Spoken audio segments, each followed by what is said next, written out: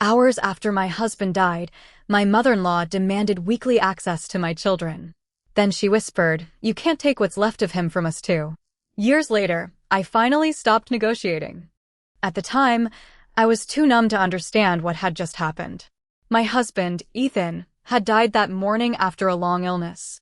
For years, our lives had revolved around appointments, medication, hospital stays, test results, bad news, and the constant effort of keeping life normal for two very young children.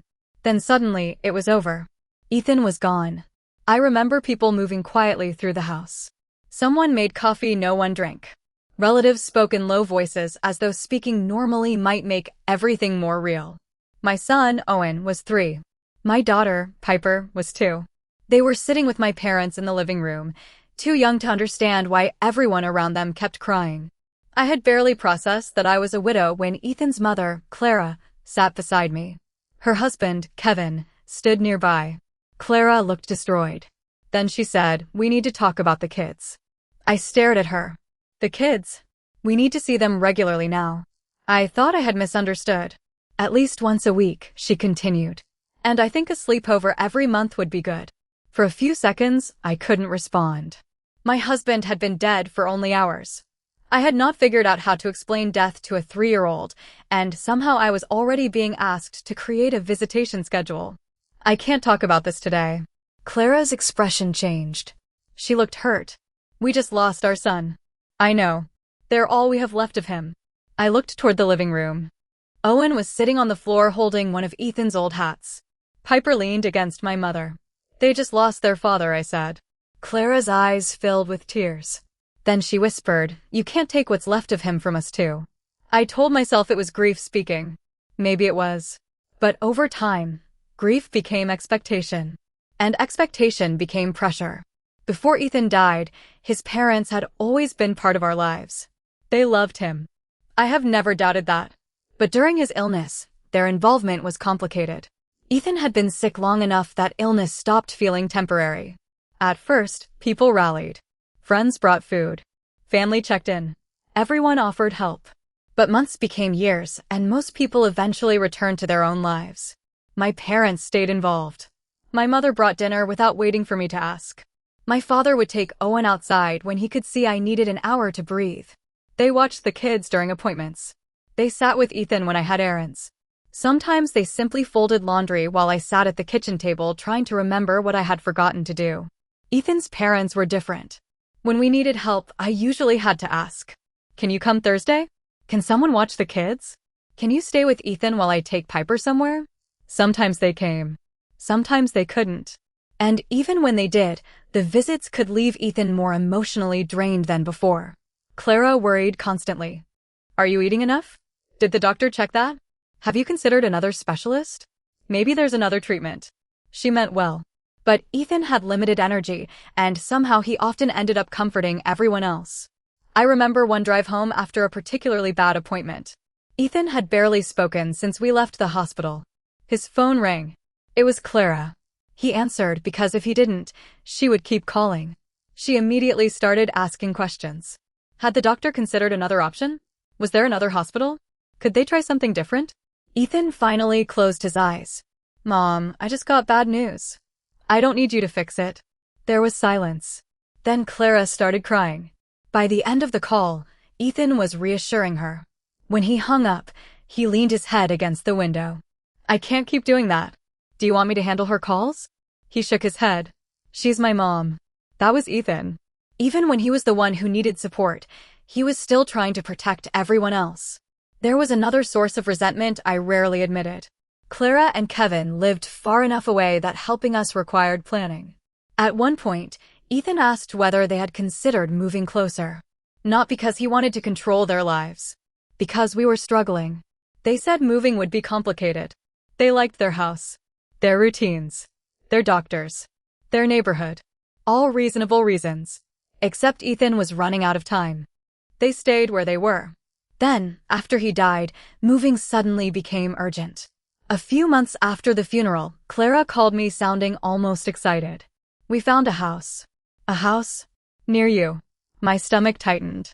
"How near?" "Just down the street." She described the yard, the kitchen, the extra bedrooms. Then she said, the kids could have their own room here. I went quiet. For years, when Ethan was alive and we needed help, moving had been too complicated.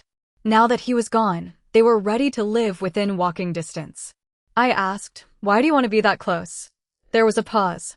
We're afraid of losing the children. That answer stayed with me. Not, we want to help you. Not, we want to support you. We're afraid of losing the children. You're not losing them. We don't know that. What does that mean? Things change. What things? You could move. I said nothing. You could meet someone eventually. Ethan had been gone only a few months. Dating was so far from my mind that the comment felt unreal. Clara continued. A new relationship could change everything. I'm not planning to keep Owen and Piper from you. We know. Then why are you acting like I might? We just want security. That word bothered me. Security. As though my children were something that needed to be secured before somebody else claimed them. Finally, I said, I'm not comfortable with you living down the street. Silence. Why? Because I need space. We wouldn't bother you. I know. But I'm still not comfortable with it. Later, Kevin called and told me Clara was devastated. He asked me to reconsider. I said no. Eventually, they bought a house a few neighborhoods away. That was the first real boundary I set. And even though I knew I needed it, I felt guilty. For the first year after Ethan died, I tried hard to give them what they wanted. Weekly dinners, visits, family gatherings, occasional sleepovers, birthdays, school programs, holidays. I told myself Owen and Piper had already lost enough. They deserved a strong relationship with their father's family. They still do. The problem was that nothing ever seemed to count. Clara could spend Saturday at Owen's soccer game and ask before leaving, when can we see them again? If we had dinner Sunday, she might text Monday morning. Any chance we can have the kids Wednesday? If Wednesday didn't work, she asked about Thursday. Then the weekend. A visit rarely ended without another request attached to it. Eventually, I noticed how my body reacted. Whenever Clara's name appeared on my phone, my shoulders tightened before I even read the message. Most of her texts were perfectly polite. When are you free? Can we have the kids Saturday? We haven't had a sleepover in a while. Nothing sounded threatening. But I always felt the same pressure underneath. When would enough finally be enough? My therapist, Julia, once asked me, what happens when you tell Clara no? I feel guilty. Why? Because she lost her son. Julia waited. I sighed. She actually lost 2 children. Clara and Kevin had lost a baby daughter, Lily, decades before Ethan died. Their surviving daughter, Victoria, had no children of her own. Owen and Piper were their only grandchildren. Julia asked, does grief make every request automatically reasonable? No. Then why does every no feel cruel? I didn't have a good answer. Clara's loss had become attached to everything. A missed visit. A declined sleepover. A holiday. A vacation. If I said no, I felt like I was denying a grieving mother time with the grandchildren who reminded her of her son. That was an impossible standard. Clara also compared the children to Ethan constantly. At first, I liked it. I was terrified Owen and Piper would forget him. So when Clara said, Owen makes the same face Ethan did, I smiled. When she said Piper laughed like him, I loved hearing it. But eventually, every little thing seemed to lead back to Ethan. Owen liked pancakes. So did your dad. Piper hated wearing socks. Your father was exactly like that. Owen was competitive. Just like Ethan. Piper was stubborn. That's your dad. Sometimes I wanted to say, they're allowed to be themselves. Then one afternoon, something happened that unsettled me. Piper was about 4. Clara was helping her put on a coat. She smiled and said, hold still, Lily. Everything stopped. Piper looked up. My name is Piper. Clara went pale. Lily was the baby daughter she had lost decades earlier. Oh, sweetheart. Grandma's sorry. Then she started crying. Piper looked at me confused. I stepped in and finished helping with the coat. The moment lasted less than a minute. I didn't think Clara had done anything intentionally. But it made something clear. My children carried emotional meaning for her that they were too young to understand. They weren't only grandchildren. Sometimes they were reminders of Ethan. And sometimes Clara's older grief seemed to blur into the present. I did not want Owen and Piper growing up believing they were responsible for keeping adults emotionally stable. I had watched Ethan do that. I didn't want them learning the same habit. As they got older, family gatherings became more complicated. My parents and Ethan's parents were always civil. But Clara seemed to keep score. At Owen's birthday, my dad sat on the floor helping him build a toy. "Owen," Clara called. "Come sit with Grandma." In a minute. She waited maybe 30 seconds. Then called him again. Later, Piper was eating dessert beside my mother when Kevin asked her to come outside and show him something. "After I'm done." Clara laughed. "We never get you two to ourselves anymore." My mother looked at me but said nothing. That was the difference. My parents never made me measure their relationship against someone else's. They spent time with us as a family. They brought dinner. They invited all three of us out. Sometimes they babysat. Sometimes the kids slept over. But alone time was never treated as proof that they mattered. Eventually, Clara started saying it openly. "You see your parents more than us. They help me. We would help if you asked." That sentence always hit a nerve. If you asked. I had spent years asking. "My parents don't just want time with the kids," I said. "They spend time with me too. We'd spend time with you. Then invite all of us." "We do."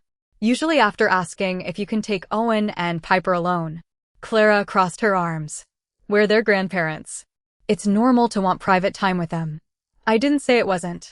"Then why does it feel like we have to beg?" "Beg? It feels that way." They attended birthdays, school events, sports, holiday dinners. They saw the kids regularly. But because many of those visits happened with me present, Clara treated them like they somehow counted less. Then she said, "We should get equal time." "With my parents?" "Yes." I stared at her. "Relationships are not divided into equal portions. We're grandparents too." "I know." "Then why should your parents get more?" "Because my relationship with my parents is different." Her face fell. "I guess we know where we stand." Then she left. I nearly called to apologize. "Julia asked me for what?" "For hurting her." "Did you insult her?" "No." "Did you threaten to cut her off?" "No." Then maybe she was hurt because she heard something she didn't want to hear. That was difficult for me to accept. For years, I had treated someone else's pain as proof that I had done something wrong. It wasn't always. The pressure became worse when Clara started talking about me moving on. One afternoon, we were sitting in my kitchen while the kids played upstairs.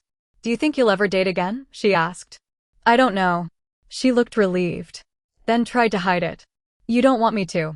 "That's not what I said." It looked like it. She glanced toward the stairs. "We worry." "About what?" "A new relationship could change things." "There is no new relationship." "I know. But someday." I waited. Finally, she said, "A man might want his own life with you." I understood immediately. "You're worried I'll meet someone and move." "I'm not saying you would." "You're afraid I'll take the kids away." "We just don't know what the future looks like." "Neither do I." I was trying to survive the life I had. Clara was already asking me to protect her from hypothetical choices I had not even made. "I can't promise I'll never move." Her expression changed. "I can't promise I'll never meet someone." "I know. And I cannot plan my future around making sure nothing ever changes for you." She looked down. "I only said we were scared. And now that fear was sitting in my head too." Would Clara feel excluded? Would Kevin think a holiday was unfair? Had my parents seen the kids more this month? Should I offer another weekend? Sometimes nobody even had to pressure me anymore. I had internalized the whole system. I would look at a free Saturday and automatically think, maybe I should offer it to Clara. If we spent Sunday with my parents, I would feel the need to balance it. Meanwhile, Owen and Piper were building lives of their own. Friends. Sports. Birthday parties. School projects. Lazy weekends. They did not want every free day assigned to adults. Neither did I. For the first few years after Ethan died, parenting had felt like survival. There were nights when I cried in the laundry room because it was the only place the kids wouldn't see me. There were mornings when getting everyone fed and dressed felt like an accomplishment. Then slowly, our home changed. We created routines that had nothing to do with illness. We laughed more. We stayed in pajamas on Sundays. We went out for ice cream for no reason. Owen learned to ride a bike. Piper started reading everything she could find. For the first time in years, I was not just surviving motherhood. I was enjoying it. Ethan should have been there. That truth still hurt. But alongside the grief, there was finally peace. And I became protective of it. I stopped automatically saying yes. Weekly visits became less frequent. Sleepovers happened occasionally instead of on a schedule. I still invited Clara and Kevin to birthdays, school events, sports, and some holidays. But I stopped arranging our lives around making sure they never felt anxious. That was when Clara pushed harder. One Friday, she texted, "We haven't had the kids alone in almost 6 weeks." She had seen them at a soccer game 9 days earlier. She had attended Piper's school program. We had all eaten dinner together less than a month before. I replied, "You've seen them several times. We've just been busy." Her response came quickly. "That isn't the same as quality time." Then, "Can they sleep over tomorrow?" We already had plans. I said no. She replied with one word. "When?" My brain immediately started searching the calendar. Saturday was busy. Maybe next Friday. No, Owen had something. Maybe the weekend after that. Then I stopped. Why was I doing this? I put my phone down. For the first time, I did not offer another date. A week later, Kevin called. He rarely called me directly. "Clara thinks something's wrong." "Nothing's wrong. She says you're keeping your distance." "We're busy. She misses the kids." "I understand." "She keeps asking, and you don't give her another day." I closed my eyes. Kevin, Owen, and Piper are not appointments I'm required to schedule. That's not what I meant. I know. But that's what this feels like. We're trying to stay connected. You are connected. We don't see them like your parents do. My relationship with my parents is not the measuring stick for yours. We're grandparents too. I know. Then it should be equal. No. The word came out before I could soften it. Kevin went quiet. It will never be perfectly equal. Relationships don't work that way. So your parents matter more? That isn't what I said. It sounds like it. I'm not turning this into a competition. We just don't want to disappear from the kids' lives. You are not disappearing. You don't know what the future holds. He sounded exactly like Clara. That was when I realized he wasn't only trying to calm her fears. He shared them. I ended the call before we started going in circles. A few months later, I planned a 3-week vacation with Owen and Piper. It was the longest trip we had taken since Ethan died. We spent part of it near the coast, visited friends, and drove through places the kids had never seen. Nothing extravagant. But it felt enormous. For 3 weeks, I managed nobody except my children. No school schedule. No sports. No family negotiations. No messages asking when someone could have the kids. I posted a few pictures. Piper with ice cream running down her hand. Owen asleep in the back seat. The kids standing near the water. Clara liked some of them. But she didn't message me. One evening, after the kids were asleep, I realized how relaxed I felt. Not because I wanted Clara and Kevin out of our lives. I didn't. I felt relaxed because nobody was asking me to calculate fairness. I was just Owen and Piper's mother. The morning after we returned home, my phone buzzed. "Clara, when can we see them?" That was the whole message. No. "How was the trip?" No. "Did you have fun?" Just, "When can we see them?" Later that morning, my mother called. She asked about the vacation. Then casually said, "Clara called me before you left." "Why?" "She asked for your vacation dates." I froze. "What?" "She said she wanted to put them in her calendar so she'd know when you were coming back." My stomach tightened. "You gave them to her?" I thought she already knew. "I'm sorry." I wasn't angry with my mother. But the fact that Clara had gone through my parents to get our schedule made me feel watched. I texted her back. "We just got home. We're settling in. I'll let you know when we're free." Her reply, "We've waited 3 weeks." I read it twice. Then I put the phone down. That was the moment I finally understood something. There was no schedule I could create that would make Clara feel secure. Because the real problem wasn't how often she saw the children. It was her fear of losing them. And I could not fix that fear by giving her more of their time. A few weeks later, everything came to a head. Owen had a soccer tournament. Both sets of grandparents came. After the last game, Owen ran toward us. My father had promised him a ridiculous bright blue sports drink if his team did well. Owen grabbed it and started laughing. Piper climbed beside my mother. Clara stood a few feet away. "Owen, come give Grandma a hug." In a minute. He was trying to open the bottle. Clara waited. Then she called him again. "Owen." He looked up. What? Grandma hasn't seen you in weeks. That wasn't true. But what bothered me most was Owen's reaction. His face changed. He looked guilty. He immediately put the drink down and walked over to hug her. My 7-year-old son had already learned that an adult's sadness could become his responsibility. Later, Clara turned to Piper. Do you want to sleep at Grandma's house next weekend? Piper's face lit up. Can I, Mom? I hadn't even checked our plans. We'll talk about it later. Clara smiled. She wants to. I looked at her. Please ask me before inviting the kids. Her smile disappeared. I was only asking. I know. It's not a big deal. It becomes a problem when they get excited before I've said yes. She lowered her voice. You make everything difficult. I'm not doing this here. We barely see them. You saw them 2 weeks ago. At a school event. That counts. Not to us.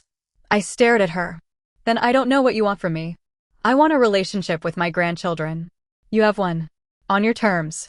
Yes. She went still. They're my children, I said. Of course the relationship happens on my terms. Her eyes filled with tears. Then she said the one thing she knew would hurt me most. Ethan would hate hearing you say that. Everything inside me went quiet. Don't. She blinked. Don't what? Use Ethan against me. I'm not. You just did. He loved his family. I know exactly how much Ethan loved his family. Kevin stepped closer. Megan, everyone is emotional. I looked at him. No. I have spent years being careful because everyone is emotional. Clara whispered, we lost our son. And I lost my husband. She flinched. Our children lost their father. I know that. Then stop making them responsible for what happened to all of us. Her face changed. I had spent years swallowing the resentment. Now I finally said what I had never been willing to say. When Ethan was sick, we needed help. We helped. Sometimes. Clara stared at me. That is cruel. It is true. Kevin said, we drove a long way to help many times. Because you chose to stay far away. Both of them went silent. I had never said that out loud. Ethan asked whether you would move closer. You said it was too complicated. Clara's face tightened. And after he died, suddenly you were ready to buy a house down the street because you were afraid of losing the kids. She started crying. I hated seeing it. Even then, part of me wanted to soften what I had said. But I kept going. I am not saying you didn't love him. It sounds like you are. I'm saying you cannot make up for the time you wish you had with Ethan by demanding more time with Owen and Piper. Clara covered her mouth. Kevin put an arm around her. They are not what's left of Ethan, I said. Her eyes widened. They are themselves. I looked toward the field. Owen was kicking a ball with another child. Piper was running after him. They love you. I want them to know their father's family. My voice cracked. But I cannot keep giving you more access just to prove I'm not taking Ethan away. I never asked you to prove that. You asked me for weekly visits hours after he died. She looked down. You count how often you see them. You compare yourself to my parents. You ask the kids directly for sleepovers. You worry about me meeting someone because you think it might change how much access you have. I'm scared. I know. Her voice became quieter. I've already lost 2 children. I know. Victoria has her own life. Owen and Piper are. She stopped. I waited. They make me feel close to Ethan. There it was. The truth underneath everything. I understood it. That was what made the situation so painful. Clara wasn't trying to be cruel. She was terrified. She had lost a baby. Then, decades later, she lost her son. My children made her feel like some part of Ethan still existed. I understand. She looked at me. But they cannot be responsible for keeping you close to him. For a moment, nobody spoke. Then Owen came running over. Mom, can we go? I'm starving. I looked at him. Sweaty hair. Grass stains. Completely unaware that several adults had just been arguing about who needed him most. Yeah, let's go. Clara asked quietly, so that's it. I turned back. No. I took a breath. But something has to change. That night, after the kids were asleep, I cried. Not because I regretted setting the boundary. Because I had finally admitted how much resentment I was carrying. Ethan had needed more support. So had I. And after his death, the pressure somehow shifted onto me to make sure nobody else felt abandoned. At my next session, I told Julia everything. When I finished, I said, I feel horrible. Why? Because Clara was crying. Did you hurt her deliberately? No. Did you say anything you believe was untrue?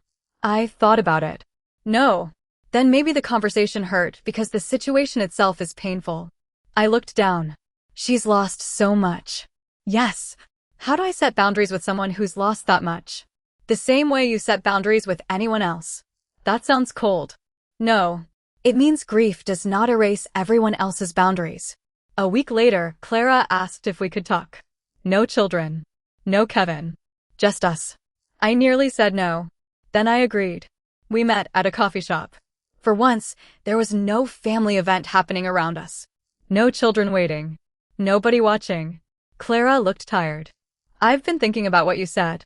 I waited. I think you hate us. I don't. You resent us. That one was harder. I do have resentment. For not helping enough. Yes. She nodded slowly. We thought we were helping. I know. We didn't know what you needed. I asked. That landed. For a long moment, neither of us spoke. Then she said, I couldn't handle seeing Ethan that sick. I hadn't expected that. She stared at her coffee. Every time I saw him, I saw what was happening. I said nothing. I know how selfish that sounds. It sounds honest. We kept telling ourselves there was more time. She wiped her eyes. If we moved closer, it made everything feel real. That was the first time I understood something I had never considered. Distance had allowed them to pretend. It did not excuse what that meant for Ethan or for me. But it explained part of their behavior. Then he died, Clara said, and all I could think about was every day I didn't spend with him. Suddenly, the urgency after his death made sense. Regret had turned into panic. She had learned the worst possible lesson. Time runs out. And now she was trying to make sure it never happened again. I think you're trying to make up for lost time with Ethan through the kids. She started crying quietly. This time, I reached across the table. Not because I felt obligated. Because I wanted to. She squeezed my hand. I'm scared they'll forget him. I'm scared of that too. I'm scared they'll grow up and not need us. They will grow up. I know.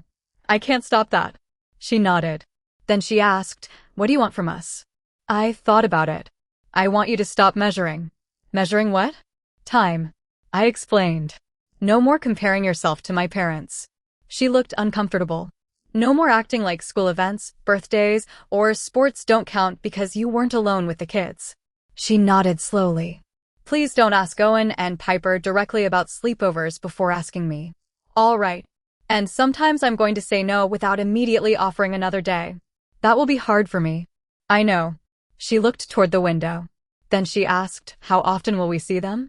I almost smiled. I'm not giving you a schedule. Her face tightened. So we just wait? No. You can invite us to things. You can ask sometimes. But I need our relationship to stop revolving around access. She looked down. I don't know how to do that. That's something you have to work through. For once, I didn't try to solve it for her. Her grief belonged to her. My boundaries belonged to me.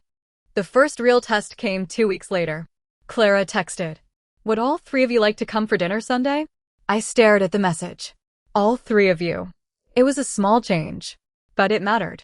I said yes. We went. The evening was normal. The kids played. Kevin showed Owen something in the garage. Piper helped Clara with dessert. And when we left, Clara didn't ask when she would see them again. A week later, she slipped. Maybe the kids can stay Friday? I said we already had plans. I saw the typing dots disappear. Then, okay, hope you have fun. That was it. No negotiation. No second request. No guilt. Things did not become perfect. At Piper's birthday, Clara mentioned that my parents had seen the kids the previous weekend. I looked at her. She stopped herself. You're right. I hadn't said anything. Another time, she told Owen, you look exactly like your dad when you do that. Then she paused. But you're definitely your own person. Owen laughed. He had no idea why those words mattered. I did. Kevin took longer. He still occasionally called me when Clara was upset. The first time I said, Kevin, I'm not discussing Clara's feelings about a boundary. I'm only trying to help. I know. But when you call because she's upset, you're asking me to fix it. He was quiet. That isn't my job anymore. Those calls gradually became less frequent. I changed too. That was probably the harder part. Setting boundaries with Clara was easier than changing what happened inside my own head.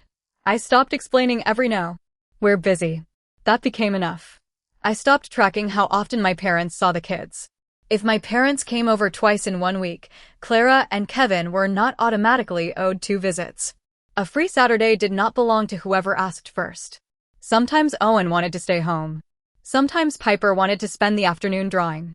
Sometimes I wanted to do absolutely nothing. Those were valid plans too. About 6 months after the soccer tournament, Owen asked me, "Are we seeing Grandma Clara this weekend?" "Not this weekend." He shrugged. "Okay, can my friend come over?" That was it. No guilt. No worry that Grandma would be sad. He simply accepted the answer and moved on with his day. That tiny moment meant more to me than he could have understood. That was what I had been trying to protect. Not distance.